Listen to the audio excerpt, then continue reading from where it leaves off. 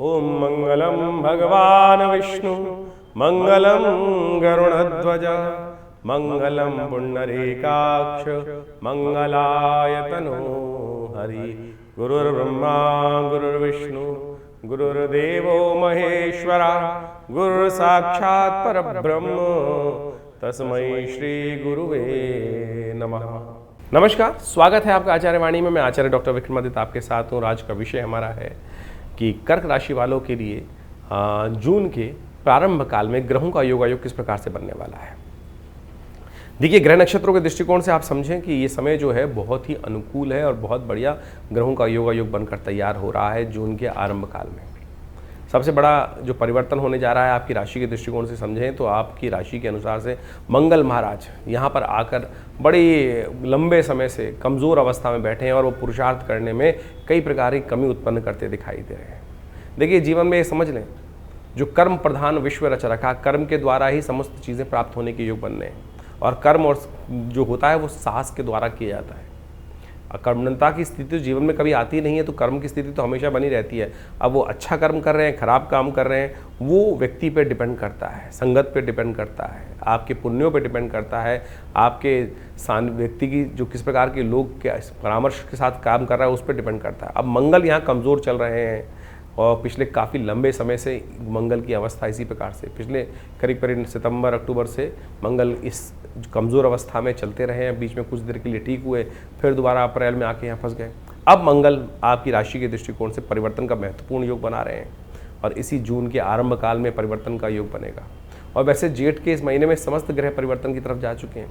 क्या है मंगल, क्या शुक्र, क्या बुध और बाकी सब ग्रह, बृहस्पति इत्यादि, राहु इत्यादि समस्त ग्रह परिवर्तन का योग बना चुके हैं। और ऐसे में ये परिवर्तन आपकी राशि के दृष्टिकोण से आपको समझना चाहिए, बड़ा महत्वपूर्ण योगायोग ग्रहों का बना रहा है।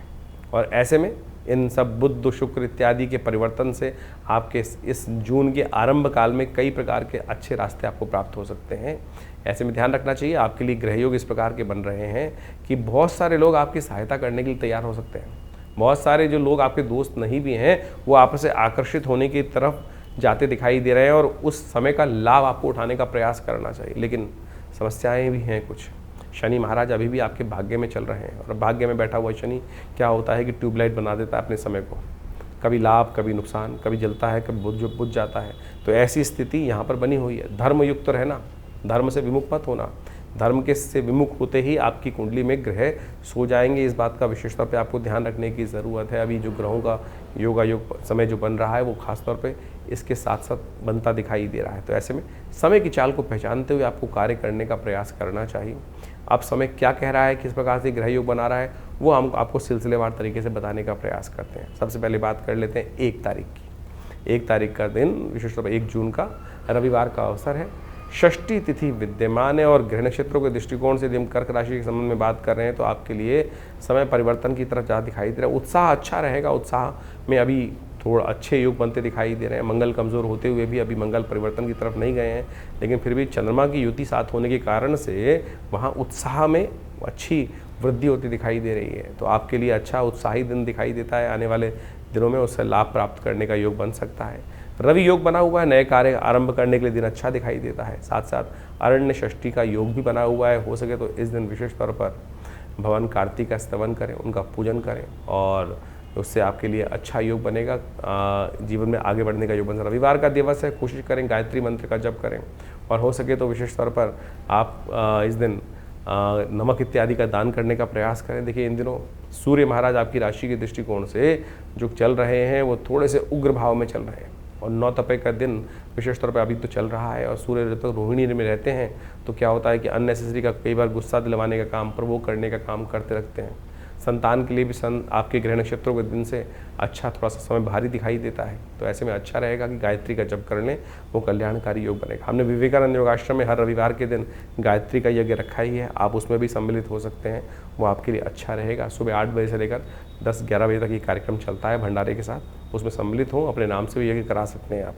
2 तारीख का दिन विशेष तौर पे समझ लीजिए सोमवार का दिन दिखाई देता है। सप्तमी तिथि विद्यमान है। ग्रह नक्षत्रों के दृष्टिकोण से ग्रह परिवर्तन की तरफ जा रहे हैं और ऐसे में ग्रह साफ साफ दिखा रहे हैं कर्क राशि वालों के लिए कि आप जितना साहस करेंगे और जितने विनम्र रहेंगे, नम्रता से काम करेंगे, आशीर्वाद लेने की तरफ झुकेंगे। वो कहा गया ना, पर जो जितना झुकता है वो उतना बढ़ता है, तो इसलिए थोड़ा झुक कर थोड़ा आशीर्वाद लेने की तरफ झुकें, आपके बहुत सारे काम आशीर्वाद से बन जाएंगे। इसलिए सुंदर रूप से जीवन में पुण्यों की तरफ अर्जित करने के लिए थोड़ा सा विनम्र होकर झुकने का प्रयास कर लीजिए, बड़े बूढ़ों का आशीर्वाद लेकर काम करने का प्रयास करो, बड़ा सुंदर रहेगा। एक बात और ध्यान रखना कि 1 और 2 तारीख को अश्लेषा और मघा नक्षत्र का योग बन रहा है, ये गंडमूल के अंतर्गत आते हैं। जिन लोगों का जन्म भी इन नक्षत्रों में हुआ हो उनको अवश्य मूल शांति करा लेनी चाहिए। तो ऐसे में जिन जातकों की मूल शांति नहीं होती है वो जीवन में कई बार कष्ट पाते हैं। तो ऐसे में अपनी राशि जन्मपत्री चेक कराएं। अगर अश्लेषा मघा या किसी भी गणमूल के अंतर्गत आपका जन्म हुआ है और मूल शांति नहीं हुई है, सही से नहीं हुई है, मूल शांति का सीधा सीधा सिद्धांत ये है 27,000 मूल मंत्र का जप कर कर 1,000 जप करके 27 दिन तक उसकी शांति कराई जाए। लेकिन आमतौर पर व्यवस्था ऐसी बन गई है कि मूल शांति के जो मंत्र हैं वो जप नहीं किए जाते हैं। 27 दिन तक जो 1,000 जप करना है, उसका दशांश यज्ञ करना है, वो नहीं हुआ। केवल 27 जगह मिट्टी, पानी, ये कंकड़ पत्थर, इन सबको दिखाने के लिए जो भारतीय ड्रामा होता है वो तथाकथित तौर पे करवा दिया जाता है, उससे कोई फ़ायदा नहीं होने वाला। कर्मकांड के वास्तविक सिद्धांत मंत्र जप के आधार पे ही हैं, और मंत्र जप ही आज की तारीख में जो आपके अनुष्ठान करने वाले कुछ तथाकथित लोग हैं वो नहीं करते हैं। तो आप इसको समझ के कार्य करेंगे तो अच्छा रहेगा। आपकी राशि के दृष्टिकोण से सैद्धांतिक तौर पे इसको समझ के कार्य करना चाहिए। 3 तारीख की यदि हम बात करें, मंगलवार का अवसर है, अष्टमी तिथि विद्यमान है। ग्रह नक्षत्रों के दृष्टिकोण से चौथा बुढ़वा मंगल का योग बन रहा है।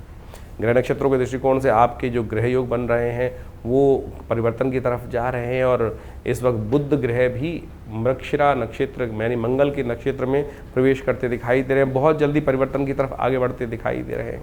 यानी थोड़ी सी मंगल आपके बुध के अंदर भी ग्रह नक्षत्र दृष्टिकोण से ताकत आने के शुभ योग बन गए हैं। सूर्य के बिल्कुल सन्निकट हैं और बहुत जल्दी उदय होने की तरफ भी अग्रसित होते दिखाई दे रहे हैं।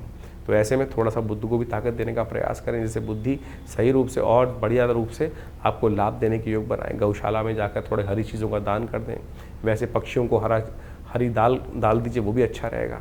लेकिन इस वक्त सबसे बड़ा योग जो बन रहा है वो आप भी समझ लें, चौथा बुढ़वा मंगल योग है। मंगल का ये ज्येष्ठ में जो मंगल पड़ते हैं वो सारे के सारे विशेष मंगल, बड़े मंगल माने जाते हैं। हनुमान जी ने सुंदर रूप से भगवान राम का दर्शन इस ज्येष्ठ के महीने में किया, और उन्होंने विशेष तौर पर हनुमान जी की सुंदर आराधना करने का योग बनता है। हमने विवेकानंद योगाश्रम में इन 5 इस बार ज्येष्ठ के महीने में 5 बुढ़वा मंगल पड़े, बड़े मंगल, तो हमने उन सब में सुंदर रूप से सुंदरकांड का पाठ रखा है। आप भी उसमें सम्मिलित हो सकते हैं। और साथ साथ आज धूम्रावती जी की जयंती भी है। जब जीवन में कष्ट समाप्त होने के योग बना ही ना रहे हों, ऐसे कई बार योग बन जाते हैं, जीवन में कष्ट ठीक हो ही नहीं पा रहे हैं किसी भी कारण से, तो ऐसे में कोशिश ये करें आप विशेष तौर पर ऐसे में भगवती धूम्रावती का ध्यान करने का प्रयास करें। भगवती धूम्रावती 10 महाविद्या के अंतर्गत महाविद्या का अंतर्गत उनको स्थान दिया गया है, और जिस समय में जैसे बगलामुखी इत्यादि भगवती के स्वरूप हैं, ऐसे ही धूम्रावती भगवती समस्त ऐसे कष्टों जिनको जो सिर से ऊपर पानी जब निकल जाए तब इनके मंत्रों का प्रयोग करना चाहिए, और जिससे आपके दुसाध्य कार्य पूर्ण होने की तरफ जा सकें, चाहे मुकदमे के कार्य हों, चाहे वो संसारिक तौर पे कष्टों के कार्य हों। तो ये भगवती के वो स्वरूप हैं, इसमें इनका ध्यान करके पूजन कर लेने से, अनुष्ठान करने से वो समस्त सिद्धांतिक तौर पर कष्ट पूरे होने के योग बनते हैं।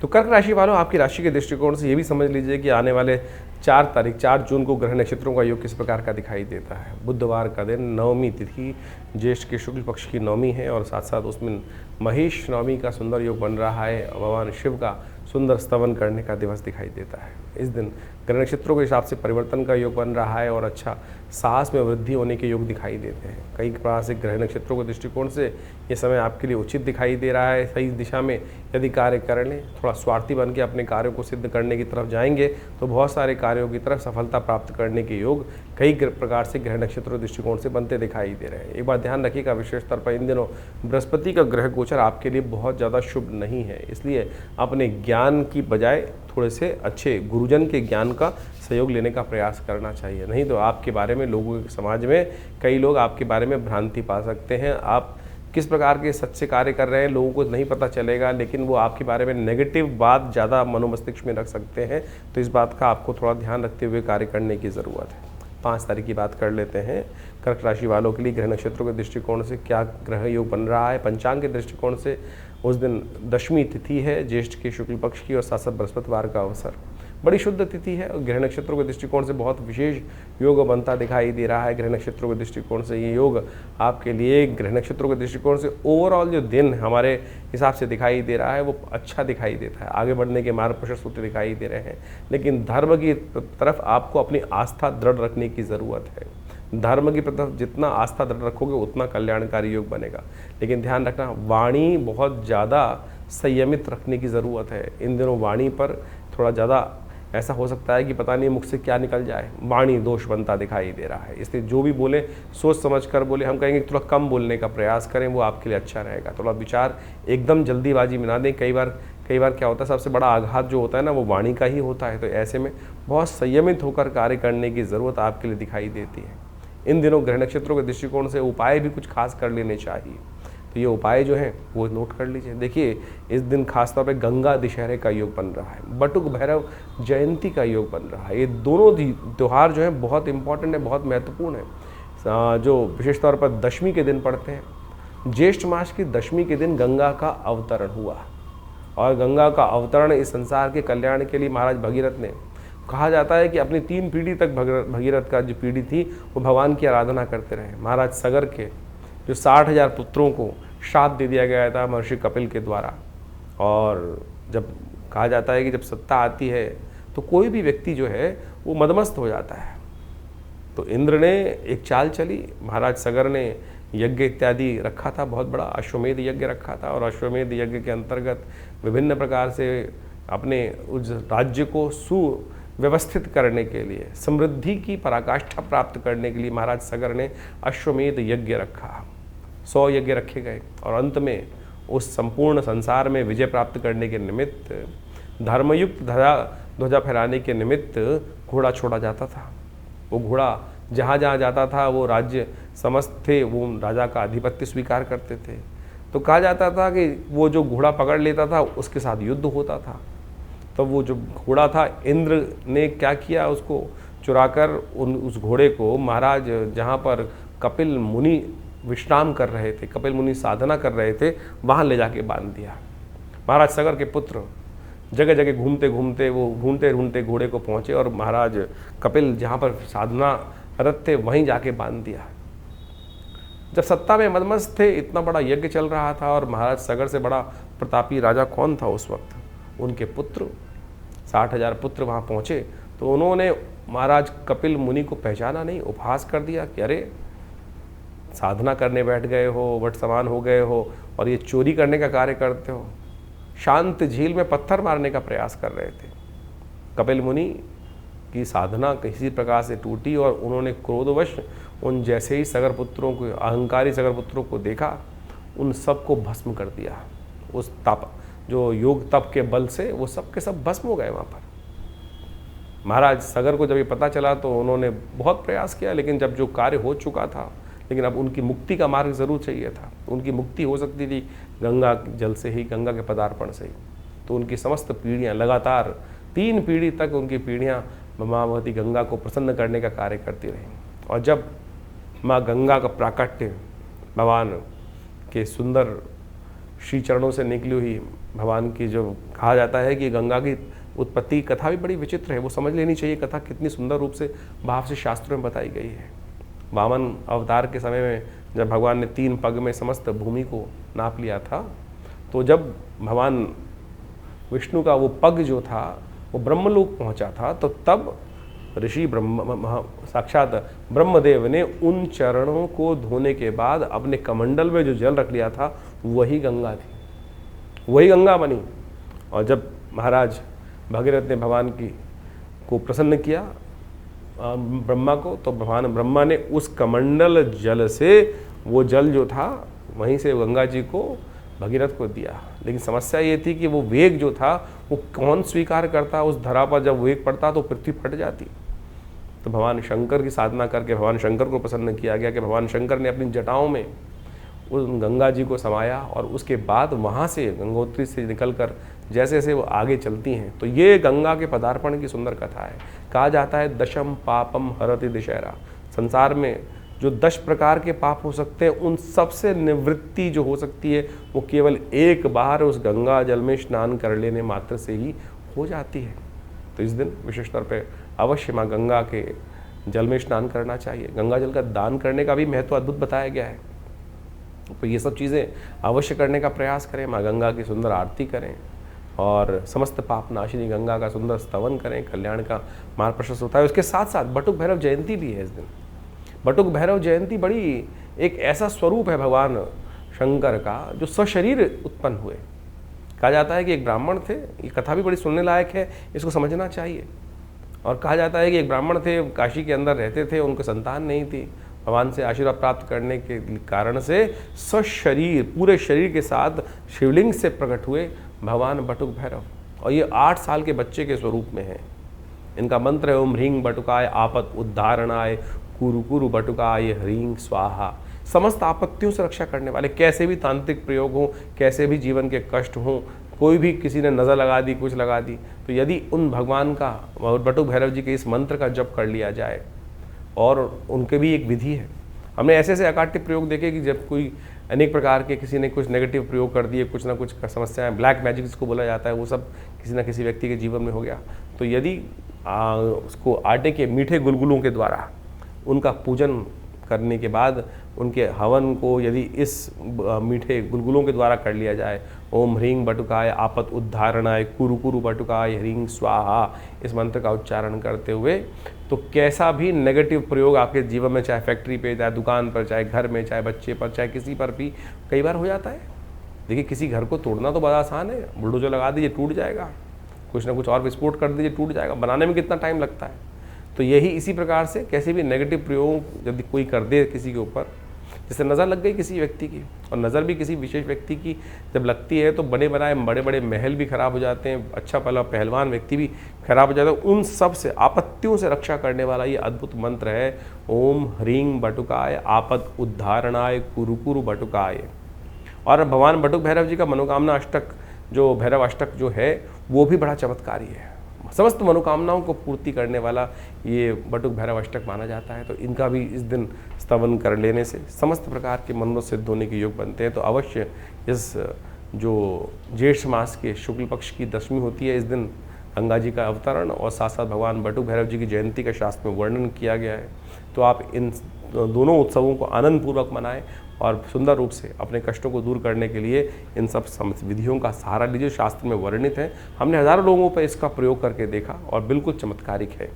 और इसका एक यंत्र भी बनता है, भैरव जी का यंत्र। जब कैसे भी घर में यदि कई बार क्या होता है कि कई बार नेगेटिव प्रयोगों को बचाने के लिए लोग, आपने देखा होगा कि वो लुट्टियाँ लगा देते हैं जीभ पे लटकी हुई बाहर, और नज़र से बचाने के लिए, नज़र दोष से बचने के लिए।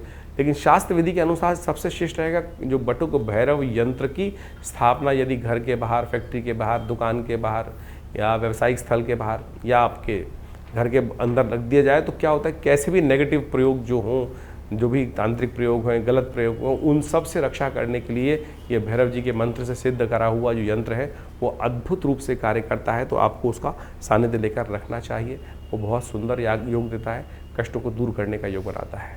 तो कर्क राशि के अनुसार से आपको समझ लेना चाहिए कि आपकी राशि के अनुसार से कौन सा ग्रह योग बन रहा है। तो इसी श्रृंखला में 6 तारीख के लिए जो ग्रह योग बन रहे हैं वो भी समझ लीजिए।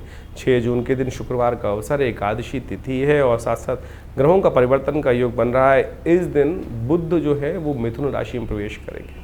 बुध जो है वो विशेष तौर पे कई दिनों से उठापटक के योग बन रहे थे, उदय अस्त के योग बना रहे थे, कई प्रकार से ग्रहों नक्षत्रों का योग परिवर्तन की तरफ जा रहा था। और बुध अब जिस प्रकार से परिवर्तन करके अपने ही घर में आ गए, अपनी राशि में प्रवेश कर रहे हैं, ये बड़ा महत्वपूर्ण रहेगा आपकी राशि के दृष्टिकोण से। साथ साथ इस दिन ग्रह नक्षत्रों के दृष्टिकोण से एक और परिवर्तन का योग बना है, चंद्रमा परिवर्तन की तरफ जा रहे हैं।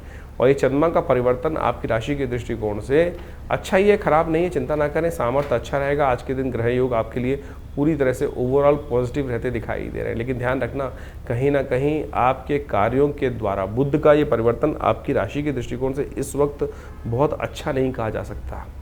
लोग इस वक्त आपको साइडलाइन करने का प्रयास कर सकते हैं। आपके कर्मों का, आपकी मेहनत का फल शायद आपको पूर्ण प्राप्त करने का योग जब बनकर आ रहा हो, तो उसमें कहीं ना कहीं आपका नाम कट सकता है। तो ऐसे में आपको विशेष तौर पर अपना दखल ज़रूर देने की ज़रूरत करना चाहिए, नहीं तो लोग साइडलाइन करने का आपको प्रयास कर सकते हैं। इस दिन निर्जला एकादशी है, ये भीमसेनी एकादशी के रूप में भी जानी जाती है। कहा जाता है कि संपूर्ण जो एकादशी हैं, जो 12 की 12 एकादशी जो आती हैं, पूरे 12 महीनों में एकादशी होती हैं, जो 24 एकादशी टोटल पड़ी, उन सब में यदि निर्जला एकादशी का व्रत एक बार कर लिया जाए तो उनके पूरे के पूरे वर्ष की जितनी एकादशी हैं उन सब का फल प्राप्त हो जाता है। भीमसेन ने एक बार महर्षि व्यास से प्रेरित होकर इस समय में व्रत रखा था। जेठ के महीने में तप रहा हो सूर्य, और ऐसी स्थिति में जब विशेष तौर पर आप समझें कि जो रोहिणी नक्षत्र में सूर्य चल रहे हों और ऐसे में ताप पड़ रहा हो, पूरी तरह से नव तपा का समय चल रहा हो, और ऐसे में जेठ में ये एकादशी पड़ती है, तो ऐसे में पूरी तरह से निर्जल, एक क्षण मात्र, एक जो बिंदु मात्र भी जल अंदर ना जाए, केवल आचमन करने की आज्ञा होती है इतनी कि बस केवल मुंह में जो पानी जो आचमन करने की आज्ञा, उतना ही यदि शौच इत्यादि की बात करना पड़े तो वो ऐसे में केवल पूरा सूर्य उदय से लेकर अगले दिन सूर्योदय तक निर्जल तौर पर रहते हुए, व्रत रखते हुए, यदि भगवान का स्तवन करते हुए, भगवान की कथा का पाठ करते हुए, ओम नमो नारायणाय, ओम नमो भगवते वासुदेवाय का स्तवन करते हुए, ये नहीं सोचते हुए कि आज जल नहीं मिला, आज जल नहीं मिला, जल नहीं मिला, ऐसे ही करते करते व्रत नहीं रखना है। भगवान का स्तवन, भगवान की कथा करते हुए कार्य करना चाहिए, और उससे आपके समस्त मनोकामना सिद्धि के योग बन जाते हैं। तो ऐसे में देखिए, लोग पुण्य कमाने के लिए इस दिन जल का दान करते हैं। वैसे तो निर्जला एकादशी का रूप में व्रत रखने का विधान है, लेकिन छबीली लगती है, लोग बांटते हैं। जल का दान करने की परंपरा भारतीय संस्कृति में अनादि काल से रही है। लोग कुएं बनवाते थे, बावड़ियाँ खुलवाते थे और साथ साथ प्याऊ लगाते थे। ये भारतीय संस्कृति ही है, शायद किसी और संस्कृति में ऐसी व्यवस्था करने की परंपरा नहीं रही। हमारे ही संस्कृति के अंदर जल की व्यवस्था तक का दान करने की परंपरा अनादि काल से चलती आई है। तो इसका पुण्य लाभ हम सबको लेने का प्रयास करना चाहिए।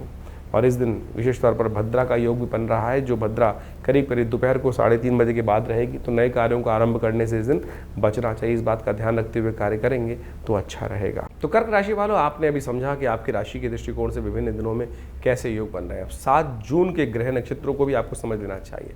शनिवार का दिन है और ज्येष्ठ मास के शुक्ल पक्ष की द्वादशी तिथि है। इस बार द्वादशी तिथि थोड़ी वृद्धि की तरफ चली गई है। 2 दिन की द्वादशी का योग बन रहा है और ऐसे में ग्रहों का परिवर्तन का योग बहुत बनता दिखाई दे रहा है। आपकी राशि के दृष्टिकोण से आपकी राशि में पिछले काफ़ी लंबे समय से मंगल का पदार्पण हो रखा था और अब वो बदलने की तरफ जा रहे हैं। आपके द्वितीय भाव में मंगल का प्रवेश होगा करीब करीब सुबह 4:11 पर, और ये परिवर्तन बहुत विशेष योग बनाता दिखाई दे रहा है। उसके साथ साथ उत्तरा भाद्रपद नक्षत्र के द्वितीय चरण में शनि महाराज भी प्रवेश करते दिखाई दे रहे हैं। ये दोनों के दोनों महत्वपूर्ण परिवर्तन आपकी राशि के अनुसार से बहुत महत्वपूर्ण रहेंगे। नया उत्साह वर्धन करते दिखाई देंगे। साथ साथ मंगल का ये परिवर्तन तो बहुत महत्वपूर्ण है। ये आपके कई मामलों में लाभ देने के योग बना सकता है। ऐसे में जिनको कई बार शक रहता है, समस्याएं रहती हैं कि हमारे यहाँ धन रुकता नहीं है, तो ऐसे में सेविंग्स बढ़ने की, ये मंगल का यहाँ परिवर्तन होने से कुटुंब परिवार में सेविंग्स बढ़ने के योग, बैंक बैलेंस बढ़ने के योग भी बनते दिखाई देंगे। शायद किसी न किसी मामले में थोड़े से आप, ऐसा हो सकता है कि धन के मामले में थोड़े से रिजर्व हो जाए कि पैसे को खर्च करने में, जैसे बंदर विशेष तौर पर शीशे को बांध के रखता है, कहा जाता है कि इस प्रकार का योग बन सकता है कि यानी पैसे को थोड़ा सा रोकने में आप सक्षमता प्राप्त करने के योग बना सकते हैं। चंपक द्वादशी का सुंदर योग बन रहा है। भगवान विष्णु की सुंदर आराधना करें, भगवान विष्णु का सुंदर पूजन करें, कल्याणकारी योग बनते दिखाई देंगे। ऐसे में दृष्टिकोण से आपके लिए 8 तारीख का दिन रविवार का ग्रह नक्षत्र बन रहा है। कर्क राशि वालों के लिए द्वादशी तिथि वृद्धि की तरफ जा रही है और साथ साथ त्रयोदशी का योग बनेगा, तो रवि प्रदोष का योग बन गया है। ऐसे में इन ग्रह नक्षत्रों के दृष्टिकोण से ओवरऑल ग्रह नक्षत्र आपके लिए अच्छे दिखाई देते हैं। थोड़ा स्वास्थ्य के मामले में ध्यान रखने की ज़रूरत है। और इस दिन सूर्य भी विशेष तौर पर परिवर्तन की तरफ जा रहे हैं। सूर्य रोहिणी से निकलकर मृगशिरा नक्षत्र में प्रवेश कर जाएंगे और जो मंगल का नक्षत्र है, तो यानी ये सूर्य का जो नवताप का दिन चल रहा था, रोहिणी नक्षत्र में सूर्य अपने भयंकर स्वरूप में अग्नि की वर्षा करते दिखाई देते हैं, वो सब परिवर्तन की तरफ जा रहे हैं। और ये परिवर्तन आपकी राशि के दृष्टिकोण से अच्छा है, महत्वपूर्ण है। सूर्य का नेगेटिव प्रभाव थोड़ा कम होता दिखाई देगा। ऐसे में थोड़ा क्रोध, आवेश इत्यादि वो भी कम होता दिखाई देगा। एक्सर्शन जो अननेसेसरी का बढ़ रहा था, थोड़े से ग्रह नक्षत्रों के दृष्टिकोण से आपकी राशि के दृष्टिकोण से ऐसा योग बन रहा था कि जो बच्चों के लिए थोड़ा समय भारी चल रहा था, बुद्धि के अनुसार से लाभ में कहीं ना कहीं थोड़ा जो लाभ आपका यानी लाभ के योग थे वो कम होते दिखाई दे रहे थे। उन सब में यानी पॉजिटिव चेंजेस आने के योग बनते दिखाई देंगे। ग्रह नक्षत्र परिवर्तन की तरफ जा रहे हैं, इन सब का लाभ लेने का प्रयास करना चाहिए। रवि प्रदोष है। ऐसे में यदि कीर्ति, बहुत सारे कार्य करते हैं हम, हर सब चीज़ में चाहते हैं प्रसिद्धि के योग बने, तो उन प्रसिद्धि में यदि कमी होती है, तो ऐसे में रवि प्रदोष जब पड़ जाए, रविवार के दिन सायंकाल में त्रयोदशी पड़ जाए, तो भगवान शंकर का यदि गंगा जल के द्वारा अभिषेक किया जाए तो कहा जाता है बहुत से मनोरथों को सिद्ध करने का योग बन जाता है। तो ऐसे में विशेष तौर पर आग के पुष्प, मंदार पुष्प जो होते हैं ना, वो भगवान को चढ़ाया जाए। मंदार पुष्प पशुपूजिताय तस्मै मकाराय नमः शिवाय, इस भाव को रखते हुए और साथ साथ भगवान का गंगा जल से अभिषेक करने का प्रयास करें। देखिए कीर्ति में वृद्धि के योग बन सकते हैं। आपकी राशि के दृष्टिकोण से ये योग बड़ा अच्छा है, इसका लाभ लेने का आपको प्रयास करना चाहिए। 9 तारीख सोमवार का अवसर है और त्रयोदशी तिथि उस दिन उदया तिथि के रूप में विद्यमान दिखाई देती है। और साथ साथ इस दिन ग्रह नक्षत्रों के योग में कई प्रकार के परिवर्तन के योग भी बनते दिखाई देंगे। और ये परिवर्तन आपकी राशि के दृष्टिकोण से यदि हम समझें तो कई मामलों में आपके लिए अच्छे लाभ के योग बना सकता है ये नक्षत्र।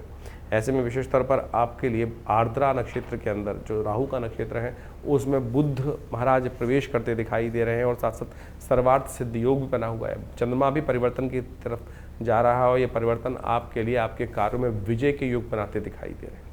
आप अपनी चाल में मस्त होकर काम करने का प्रयास कीजिए। पॉजिटिव रिजल्ट बनते दिखाई दे रहे हैं। पॉजिटिव रिजल्ट्स प्राप्त होने के योग अच्छे बनते दिखाई दे रहे हैं आपकी राशि के दृष्टिकोण से। सुबह सुबह शिव का ध्यान करके, शिव का पूजन करके कार्य आगे करें। 3:30 बजे के बाद से करीब करीब सर्वार्थ सिद्ध योग भी बच जाएगा, तो नए कार्य आरंभ करने के लिए दिन अच्छा दिखाई देता है। 10 तारीख मंगलवार के दिन ग्रह नक्षत्रों का योग जो बन रहा है वो भी नोट कर लीजिए। चतुर्दशी उदया तिथि के रूप में विद्यमान है और उस दिन ज्येष्ठ मास का अंतिम बुढ़वा मंगल पड़ रहा है। ग्रह नक्षत्रों के दृष्टिकोण से ये योग आपके लिए अच्छा दिखाई देता है। और ऐसे में इस दिन बुध भी उदय होने की तरफ जा रहे हैं और बुध का उदय होना ग्रह नक्षत्रों के दृष्टिकोण से कहा जाता है वैसे तो बहुत शुभ है, लेकिन आपके लिए आपकी राशि के दृष्टिकोण से थोड़ा सा आपको बहुत सोच समझ के काम करने की ज़रूरत दिखाई देती है। आपके बुध के उदय होने के कारण से देखिएगा, ध्यान रखिएगा, आपको अपने हक के लिए थोड़ा ज़्यादा मेहनत करनी पड़ेगी। अपने कार्यों को दिखाने के लिए थोड़ा सा एग्जर्शन ज़्यादा करना पड़ेगा, नहीं तो लोग ऐसे बदमाश हैं जैसे दूध में से मक्खियाँ निकाल कर साइड में कर देते हैं ना, यानी पूरी मेहनत जो आपकी हो और लाभ आप एक जगह वो नाम ले जाए। जैसे बॉस बैठा हुआ है आपकी कंपनी में और काम आपने की, सब कुछ रिपोर्ट आपने बनाई, उसने अपने नाम से प्रेजेंट कर दी, ऐसी स्थिति बन सकती है। तो ऐसे में ध्यान रखिएगा कि किसी न किसी प्रकार से अपने को प्रेजेंटेशन देने के लिए, लाभ लेने के लिए आपको थोड़ा सा आगे बढ़ना पड़ेगा। इस दिन सत्य व्रत भी है, कोशिश करें भगवान विष्णु का सुंदर स्तवन करें, इस कलिकाल में समस्त रूप से कल्याण के युग बनेंगे। और साथ साथ बुढ़वा मंगल, अंतिम बुढ़वा मंगल, ज्येष्ठ के महीने में 4 की जगह 5 मंगल पड़े और ये 5 मंगल वैसे तो कई शास्त्र के ज्योतिष के दृष्टिकोण से उपद्रवकारी माने जाते हैं और हमने देखा कैसा कैसा विश्व में उपद्रव के योग लगातार चल रहे हैं, शांति है नहीं। तो हमने मंगल का शांति करने के लिए जो बुढ़वा मंगल का लाभ सुंदरकांड के पाठ रखे विवेकानंद योगाश्रम में, 5 हज़ारों लोगों ने उसका लाभ लिया। आप भी इस कम से कम अंतिम बुढ़वा मंगल पर अवश्य माँ भगवान हनुमान जी के सानिध्य में सुंदरकांड का जो पाठ चले उसमें सम्मिलित हों। इस वक्त ग्रह नक्षत्र दृष्टिकोण से महत्वपूर्ण परिवर्तन की तरफ जा चुके हैं और ये परिवर्तन कैसा कैसा क्या क्या प्रभाव दिखा रहा है वो हम आपको बता ही रहे हैं। लेकिन हनुमान जी इस कलिकाल में अजर अमर हैं और कहा गया है और देवता चित्त न धरहि हनुमत से ही सर्व सुख करें।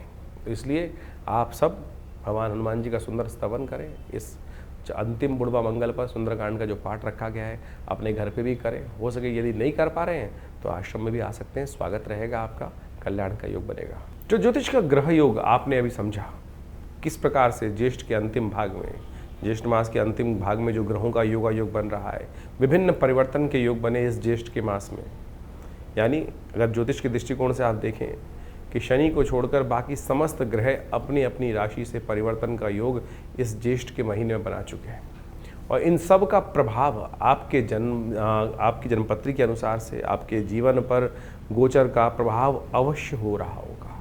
और उस प्रभाव को यदि समझा सकता है, कोई समझ सकता है, तो ज्योतिष की गणना के द्वारा ही समझा जा सकता है। इस समय की चाल को समझना ही सबसे बड़ा महत्वपूर्ण है। देखिए ये वैज्ञानिक युग है, इसके अंदर कुछ भी हम जो भी कार्य करते हैं उसको एनालाइज कर लें, समझ लें क्या कुछ प्रभाव कर रहे हैं, क्या करने से क्या प्रभाव उत्पन्न होगा, उसको अच्छे से एनालाइज किया जा सकता है। आधुनिक विज्ञान ने यही समझाने का प्रयास किया और ज्योतिष विज्ञान भी आधुनिक विज्ञान के साथ साथ उन दैविक योगों को आपके मत में, आपकी मति में, आपकी बुद्धि में डालने का प्रयास करता आया है कि क्या ग्रहों का प्रभाव किस प्रकार से आगे आने वाले समय में होने वाला है और उसको समझकर जो बुद्धिमान व्यक्ति उसका लाभ उठाने का प्रयास करते हैं वो जीवन में सफलता को प्राप्त कर लेते हैं। भ्रांति करने वाले, अनेक प्रकार से कटाक्ष करने वाले इस संसार में सदा हैं, सदा रहेंगे ही। कई लोगों की भ्रांति हर क्षेत्र में होती है। वैज्ञानिक तरक्की हो रही है तो क्यों हो रही है, उसका क्या लाभ है, क्यों करनी है, किस प्रकार से करनी है, गाड़ी आई तो क्यों आई, विमान बने तो क्यों बने, दवाइयाँ बनी तो क्यों बनी, किस प्रकार के कटाक्ष लोग करते रहेंगे। जिन्होंने कहा कहना है, कुछ ना कुछ कटाक्ष निकालना है, कुतर्क करना है, वो करते रहेंगे। बुद्धिमान व्यक्ति उन कुतर्कों पे ध्यान नहीं देते और अपनी आगे गति बढ़ाने के लिए जीवन में हर प्रकार से सद्मार्गों पर चलने का यथाउचित भाव से प्रयास करते हैं। ज्योतिष का मत अनादिकाल से भारतीय संस्कृति में रहा है और वो प्रत्यक्ष रूप से बिल्कुल सही है। उसका प्रभाव समझने के लिए बहुत चीज़ों को समझना चाहिए और ज्योतिष के आचार्यों ने अनादिकाल से इस सुंदर व्यवस्था को, विज्ञान को जिस प्रकार से बनाया है, उसके जो गणित के भाग हैं वो आज भी बिल्कुल जो सटीक गणनाओं के अनुसार से निकलते हैं। सोचें कि अनादिकाल में जिस प्रकार से हमारे ऋषि मुनियों ने केवल गणित के सूत्रों को लगाकर उन व्यवस्थाओं को, आकाशीय मंडल में घटने वाले उस योग को उन गणित की गणनाओं के माध्यम से जो कागजों पे उतारा, वो बिल्कुल आज भी प्रत्यक्ष रूप से 100% सत्य निकलता है। इसको भी आपको आश्चर्य के तौर पे स्वीकार करना चाहिए। तो फिर कैसे विज्ञान नहीं है? तो तथाकथित तौर पर बहुत सारे लोग अनेक प्रकार से आपके मनोमस्तिष्क में विडंबनाएं उत्पन्न करने का प्रयास करेंगे। बुद्धिमान व्यक्ति अपने जीवन को सही राह पर डालने के लिए इस विज्ञान का लाभ लें और उससे, हाँ, कई बार ऐसी समस्या हो जाती है कि हम कई प्रकार से भ्रांति में फंस जाते हैं। अब ज्योतिष के अंदर एक कारण जानने का रास्ता बचा है कि जीवन में घटना क्यों घट रही है। ज्योतिष के अंदर जो योगायोग है उसको कर्म के द्वारा बदला जा सकता है। कि सैद्धांतिक तौर पे मान लीजिए आपकी जन्मपत्री में कई बार क्या होता है कि किसी कुंडली में बहुत अच्छे योग हैं, किसी कुंडली में बहुत खराब योग हैं, लेकिन फिर भी वो अच्छे योग कार्य नहीं कर रहे हैं और जो खराब योग हैं उनका प्रभाव जीवन में ना चाहते हुए भी हो रहा है। कारण क्या है? कारण है कर्म, सही दिशा में किया गया कर्म।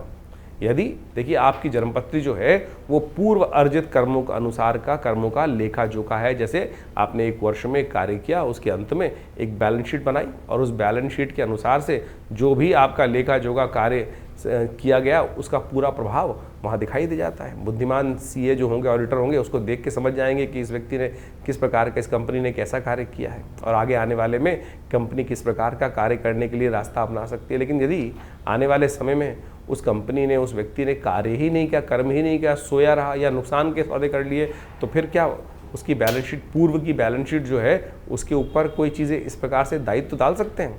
तो वही प्रभाव आपकी जन्मपत्री का है कि आपकी जन्मपत्री जो जन्मकालीन समय में बनकर आई है वो पूर्व अर्जित कर्मों का लेखा जोखा लेके आई है। जिस दिन से आपका जन्म हुआ उस दिन से आपके ग्रह योगों के साथ साथ आपका कर्म जुड़ जाता है। आप कर्म किस दिशा में कर रहे हैं? यदि सदकर्म कर रहे हैं तो वो पुण्यों का भाव से आपके शुभ कर्म जो है वो आगे आकर आपके जीवन में सुख का पदार्पण कर देंगे। और यदि शुभ कर्म नहीं कर रहे हो, अशुभ कर रहे हो जन्म के बाद से, तो समझ लो फिर वो जो पाप प्रवृत्ति व्यक्ति की है वो कहीं ना कहीं कष्ट देने के योग बना लेती है। ये तो सिद्धांतिक तौर पे हम इस सिद्धांत को समझाने का प्रयास कर रहे हैं कि जो लोग समझते हैं कि डेस्टिनी डिफाइंड है, ऐसा नहीं है। चेंज कर सकते हैं आप अपने कर्मानुसार। तो ज्योतिष का ये प्रत्यक्ष प्रभाव, कई लोग सरेंडर कर देते हैं कि अगर मेरी कुंडली में दरिद्र योग है तो मैं दरिद्र ही रहूँगा। ऐसा नहीं है भाई। दरिद्र योग है तो उसको परिवर्तन कर कर आप उसको शुभ योग बना सकते हो। और अगर राजयोग है और आप कर्म नहीं करोगे, सोए रहोगे, शुभ उसका लाभ लेने का प्रयास नहीं करोगे, अशुभ कर्म करते रहोगे, तो फिर वो राजयोग सब समाप्त भी हो जाएगा। शुभ योग, धन का योग समाप्त भी हो जाएगा, छन्नी भी बन जाएगा।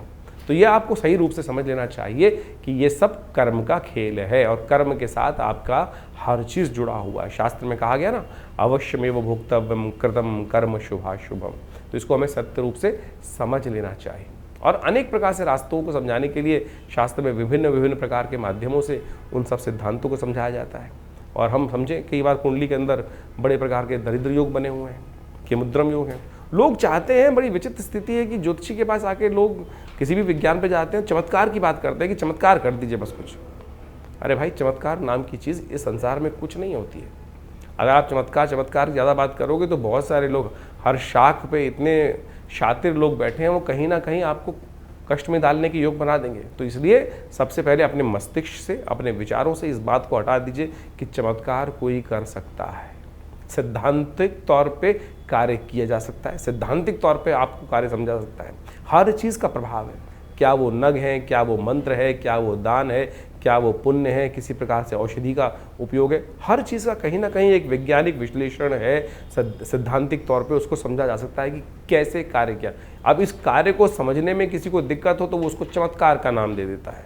तो इसलिए इस बात को सही समझ लें कि चमत्कार नाम की कोई चीज़ होती नहीं है। जिस चीज़ का वैज्ञानिक विश्लेषण हमको समझ में नहीं आ रहा है, प्रोसेस समझ में नहीं आ रहा है, तो हम उसको तथाकथित तौर पे चमत्कार की गणना में ला के खड़े कर देते हैं। तो इस तरह से आप अपने ग्रहों को सही से समझें। तो ज्येष्ठ का महीना जो हमने आपके समक्ष रखा, ये बहुत पुण्य आने वाला महीना है। इसमें निर्जला एकादशी, इस शास्त्र में कहा गया है कि केवल एक जल का दान, आपके धन के नहीं, जल का दान कहा गया। सोचें, जल तो यथेच्छ मात्रा में अभी तो संसार में व्याप्त है, लोटा भरो और एक जल का दान दे दो, वही सबसे श्रेष्ठ दान कहा गया है।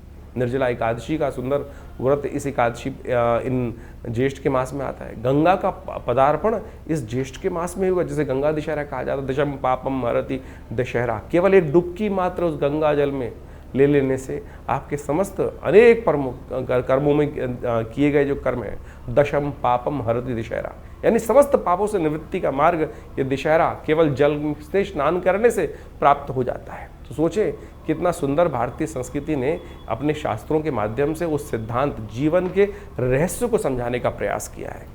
लेकिन हम तथाकथित तौर पर केवल हर चीज़ में विद्वत जनों को गाली देने का काम करते रहते हैं कि नहीं, जो इस प्रकार से हमारे सनातन के लोगों ने, आचार्यों ने कहीं ना कहीं गोरख धंधा बना दिया, ये कर दिया, वो कर दिया। तो इस बात को, भ्रांति को हटाने का प्रयास करें, अपने संस्कृति के प्रति उलाहना ना दें। हमने संस्कृति के प्रति क्या किया वो समझने का प्रयास करना है हमको, तो वो अच्छा रहेगा। संस्कृति तो बड़ी सुंदर है, परिष्कृत है, सुंदर है, सुनियोजित है, सुसज्जित है, तो हम उसको सुंदर रूप से अपनाने का प्रयास यदि कर लें तो बहुत अच्छा रहेगा। तो आप हमारे शास्त्र मतों को, हम अपने अनेक कथाओं के माध्यम से इन समस्त ज्योतिष के रहस्यों को आपके समक्ष रखने का प्रयास करते हैं, वैदिक कथाओं के माध्यम से उनको समझाने का प्रयास करते हैं। यदि आप इन सब सिद्धांतों को समझ लें तो आपको पूर्ण रूप से अपनी संस्कृति के प्रति विश्वास भी जगेगा, श्रद्धा भी जगेगी, और उससे आप जानकर अपने आप को भी अच्छा लाभ देंगे और हमारे समाज को भी लाभ देंगे। तो ज्योतिष विज्ञान के द्वारा इन समस्त सिद्धांतों को समझ लीजिए और अपनी जन्मपत्री को अच्छे से समझिए। अपनी जन्मपत्री के अनुसार से चीज़ों को समझते हुए अपने जीवन के फील्ड को समझने का प्रयास करें, किस क्षेत्र में कार्य कर रहे हैं।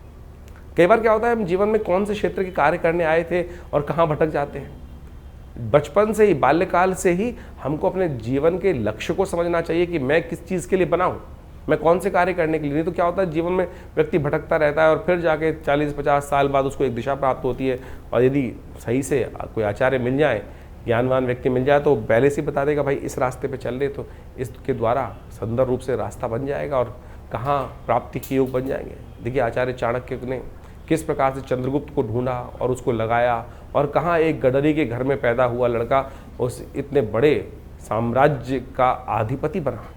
तो इसलिए ये ज्योतिष के मत के अनुसार से, आचार्यों के मत के अनुसार से, उनके आशीर्वाद से हमें चलने का प्रयास करना चाहिए। और ये समस्त विज्ञान जो है, भारतीय संस्कृति का विज्ञान अपने आप में बहुत सुंदर है, और उसी का प्रतिपादन हम लोगों ने अपने विवेकानंद योगाश्रम में अनेक वर्षों से यहाँ शोध के द्वारा करने का प्रयास किया। हमारे आश्रम के द्वारा सदगुरु आचार्य श्री केशव देव जी के सानिध्य में रह के बहुत सारे विज्ञानों पर शोध किया गया, योग के ऊपर, मुद्राओं के ऊपर, मंत्र विज्ञान के ऊपर, यज्ञ विज्ञान के ऊपर, और सहस्त्रों किताबें, मतलब करीब 100 के करीब किताबें हमारे संस्थान के द्वारा से प्रकाशित की गई हैं। बहुत सारे अनुसंधान कार्य चलते हैं। तो आप भी विभिन्न समय पर विभिन्न यज्ञों इत्यादि में जो हम आपको सूचना देते रहते हैं, और उसके बारे में आप आकर जुड़ सकते हैं। और विभिन्न रूप से आश्रम की जो गतिविधियाँ हैं, अस्पताल है, मंदिर है, और साथ साथ यज्ञ इत्यादि की जो कर्म है, उनमें सब में जुड़कर लाभ लें। आपके जीवन में कल्याण का मार्ग प्रशस्त होगा। धन्यवाद।